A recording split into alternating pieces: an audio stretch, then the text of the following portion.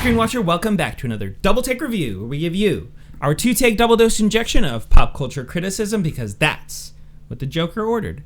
Just as a heads up, first half of the show will be spoiler free for your convenience, at which point we'll be swinging into spoiler territory where we put a big warning on the screen just to let you know, all courtesy of our in-house spoiler monkeys. Without further ado, action! What are we watching? Joker.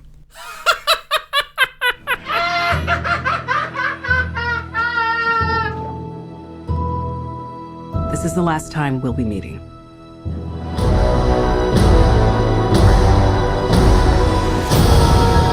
For my whole life, I didn't know if I even really existed.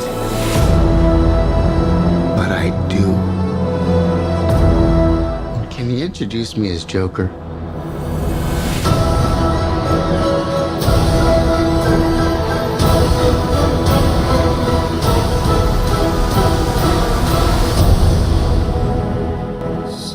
The origins of the clown prince of crime, Joker. Afshin, what did you think of Joker? This is not your grandpa's Joker. I found this movie to be extremely disturbing and good at the same time. Honestly, I need time to process it. Yeah, we just got out of it. Yeah. I think what Zack Snyder wanted to do with the universe and make it dark, they did it successfully here. When I was watching the movie, at some points I felt physically ill, just like watching the stuff happening on screen. And Joaquin Phoenix is amazing. Like, he embodies the character. I think he lost a ton of weight. Like, you can see it in his performance. He is Joker. So what did you think? Yeah, dude, I thought it was really good.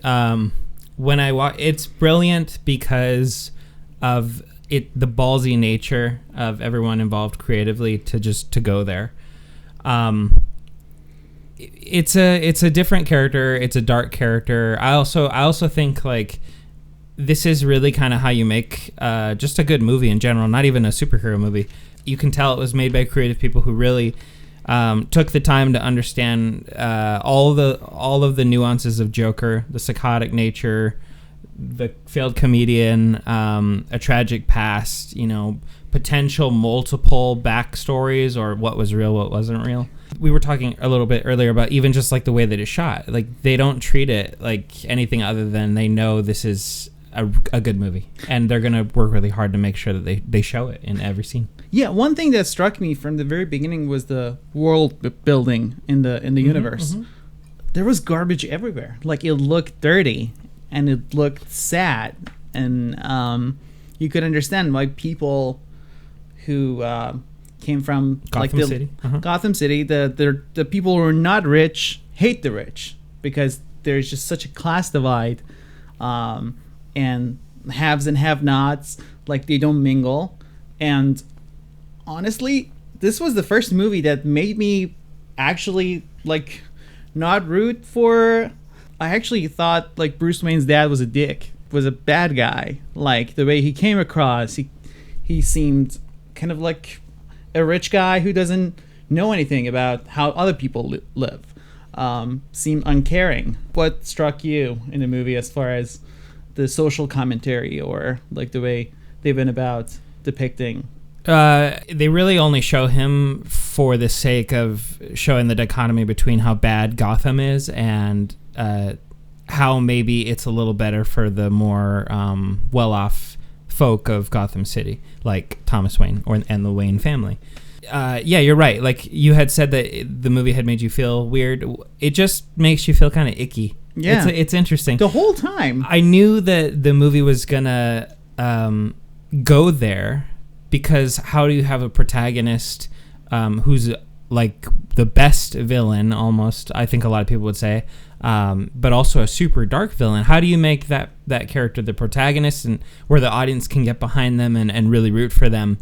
And I think the movie does a good job at both making us feel sorry for him, but and can at least reason with why he's doing what he's doing, but also it's the things that he does is shocking. And so I think it both effectively hits in you like sort of supporting the character doing the bad things, but at the same time being like, ooh, I don't know how I feel about that. I think one of the brilliant things, That's why it's great. like narrative wise, was that you're dealing with unreliable narrator. Yeah. So the more we find out about his background, the more it makes sense. I would say that in the DC universe, I know you don't believe that there's a DC universe, but this might be the best movie, like best made movie. Ooh, that's a good thing to ponder. I didn't think about that. Like, is this the best DC movie that we've seen so far? I mean, in the new universe that they tried to build. What's its contender? It's Shazam and right. Aquaman. Oh, Wonder Woman. Yeah, but Wonder Woman, if you think about it, it's kind of like it's a great movie, but it's uneven. It has, so you're right. in parts it's great, in parts it's like whereas this one knows what it is from beginning to end. Yeah. And yeah. But that doesn't mean that it's a fun movie to watch. Like, again, like it's not a date movie. There's no explosions or car chases, or I thought they would try to squeeze that in. It's all about character and like who the Joker is, where he's gonna go, what brought him there. And it's really, I found it very entertaining. I saw a lot of people getting out of their seats going to the bathroom, and I was like, what are you doing? Like, this is important. Like, right. And I was enthralled just because I knew that that's the movie that it was going to be, is it was going to dive really deep into what character is. But I think there are spoilers that we can talk about. Yeah, there's definitely a lot more we can talk about in spoilers. So yeah, we are going to cue those spoiler monkeys. We see Bruce Wayne go into that alley and see his parents die. How many one times? More time. I know. How many times have we seen Bruce Wayne's parents die? But over and over and over. Surprisingly, this time it kind of made sense to me, because it comes in as kind of like a pinnacle of this narrative, like the movement that was started by Joker. I didn't think it was cheesy. I thought it would be more. But no, it's done. Because, like, if you look at it, it's just, they go to the movie theater and they come out and then they get mugged. But this one, it's actually social unrest. Like, people are outside and there's... It's all due to the Joker, essentially. Right. The fire he stirs up. Right. But I guess I would have preferred more, like, you see that shady figure, he walks up to them, you see a shadow on the wall, and then they just cut. That's how maybe I would have done it, but still it was done pretty well. But it is funny seeing those two characters die over and over and over in all different forms of media. Yeah. It's kind of like, you know how we don't need to see Ben Parker die anymore? Right. It's the same thing. We've just seen it too much. One of the things that they tease us in the movie is Joker is actually being Thomas Wayne's son. Yeah. And I thought that was mind-blowing. You know what's interesting about it? It's an interesting take, number one. And I can also see how that might actually be a truth. By the same accord, because of the way that the narrative plays out and the unreliable narrator kind of being the Joker, since he's the character that we're following. I can also see how maybe that's not the truth, because there was a lot of things that happened in the movie that ended up not being the truth for this character.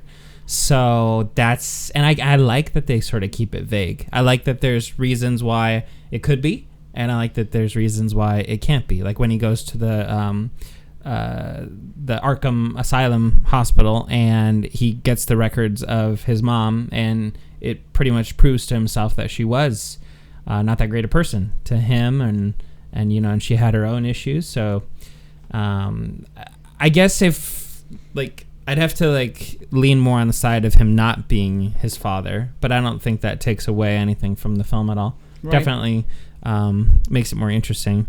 Yeah, one of the observations that I made while watching the movie was media had a big part throughout. So what Joker did, or what Arthur in this movie did with his mom, was watch TV, and he had this love for this late night show host played by Robert De Niro. Kind of reminded me of Jay Leno. Yeah, It's yeah, just yeah. like that type of comedy. Very safe, family friendly.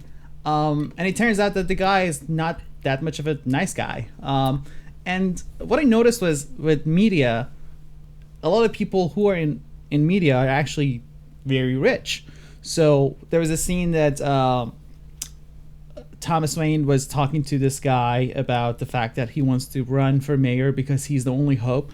So I was like, it's probably a millionaire talking to a billionaire. And now they're making decisions for the rest of people. So by the end of the movie, when everyone is out and they're out for blood, it kind of makes sense because people are just like watching TV and they're kind of sedated. But at some point, because of Joker... Yeah, that's a good point, dude. I didn't really think about that. He keeps, and I think it's pretty apparent that he feels alive when he takes on that persona, and in a lot of ways, he sort of stirs up something in Gotham to. That's why it's an interesting movie. It's because even though he's like doing all these bad things, he says and does things where you're like, I can kind of see where you're coming from. And I think that's why you feel a little icky when the movie's over because you've just sided with a psychotic killer. Right. But I was thinking about it on the drive over here, and basically, yeah, the movie makes some interesting points, both with social commentary and just like how he feels as a person. But there's a line, there's a line that you don't cross. And so I was trying to think, well, what was the line that he crossed? Because I was still kind of behind him when he killed the 3 people on the subway. I could see why he did. Kind of like self-defense. The line that he crossed, though, was when he hunted the guy down and shot him. And that's when the whole, like, you fell to the dark side thing happened, and just it was one event after the other. One thing I just wanted to make sure we talked about was the girl. I kind of... That messed me up. So you thought she was real the whole time? I didn't think that he was imagining it. I mean, it just seemed odd that this would happen, but I was like, I don't know, maybe in... So was it one of those moments where it was like... Let's explain for people who are not, maybe they're watching us, but they haven't seen the movie. So what's up with the girl? She ends up being... Well, he fantasizes about them having a date and she's a neighbor. And she likes him and all this. And it ends up just being a figment of his imagination. She's real. It's just their relationship is a figment. Right. And that was crazy. I think it was done really well. The only reason I caught on is because I saw that she was dipping in and out of pivotal scenes. Oh. And I was like, wait a minute. I forget the scene, but I always was the one asking the questions, like, how did she end up at the comedy club? Or how did she end up at the hospital where his mom died? Like, where was she before and after right these sort after of the, scenes? like, that disastrous comedy club performance, she was still with him. So, yeah, I mean, now looking back, it makes sense that she was never there. But I also, I kind of knew that this movie might play with expectations. And the Joker's crazy, too, so I knew... And I think I maybe heard a review or something about Unreliable narrator, and so I was kind of on the lookout for some of these things. When he actually put on the makeup and started dancing, I was like, oh my God, this guy is insane, and now bad things will happen. Because usually, like, we see him in makeup, but, like, in this movie, we get to the point that he puts the makeup on, and it's not part of an act. It's him. Yeah, okay, so that was something I wanted to talk about. Remember when he's approaching the window or to go into the hospital, and they asked him about what his act was, the laugh, right? Yeah, they were right. No, yeah, they saw the card and they were not sure if it was an act or if it was real.